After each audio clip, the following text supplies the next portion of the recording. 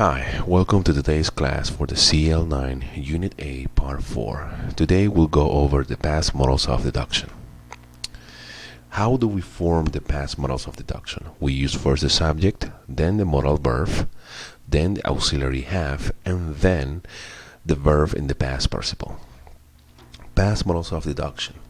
Past models can be used to express how certain or uncertain you are about what happened in the past. Certain it was, it must have.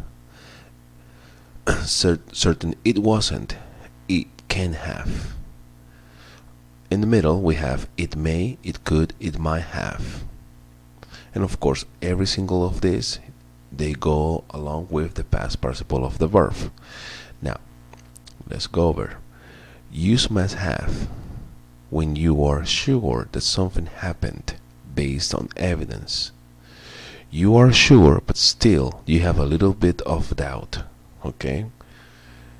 Use can have when you are sure that something didn't happen. Again, you are sure, you have evidence that something didn't happen, but still you have a little doubt. And finally, use might, may, and could have when you are unsure whether something happened. Here, your doubts are big. You have a lot of doubts. Language note: the opposite of must have is can have. Let's look at some examples. Somebody has eaten my hot dog. Who was that? It must have been Tom. There is some ketchup on his shirt. It may, it might, it could have been Jane. She was in the kitchen 10 minutes ago. It can have been Lisa. She is on a diet. It might not and it may not have been Helen. If I'm right, she wasn't hungry.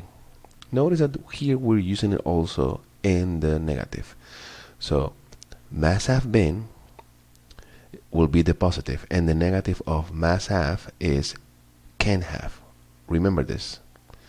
And this is where you are unsure, when you have big doubts. You can say it in the positive, but you can also say it in the negative if you wish.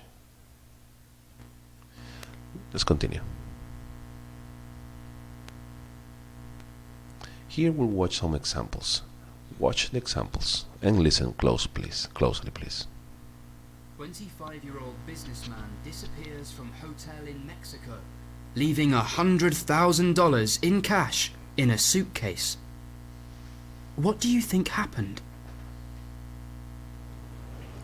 He might have left it there to collect later. He can't have intended to leave it.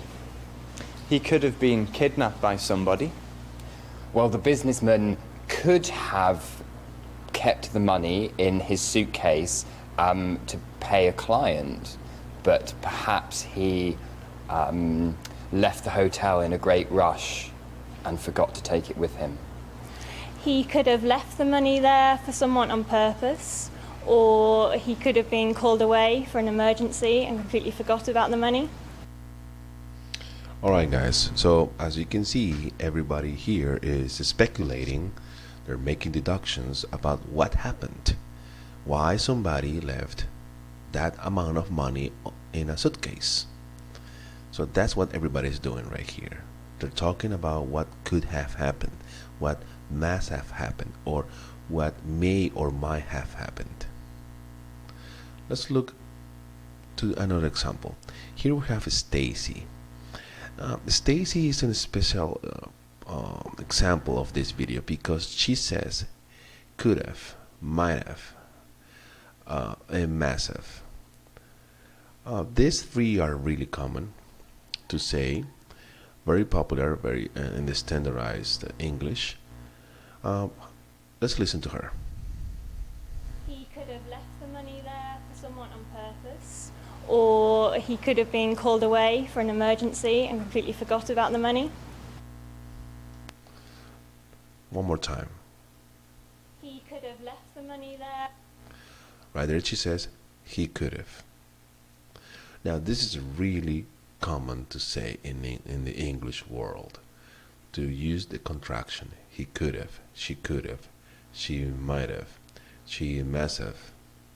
Very common to say. For someone on purpose, or he could have been called away for an emergency and completely forgot about the money. All right. Thank you guys. Have a great day.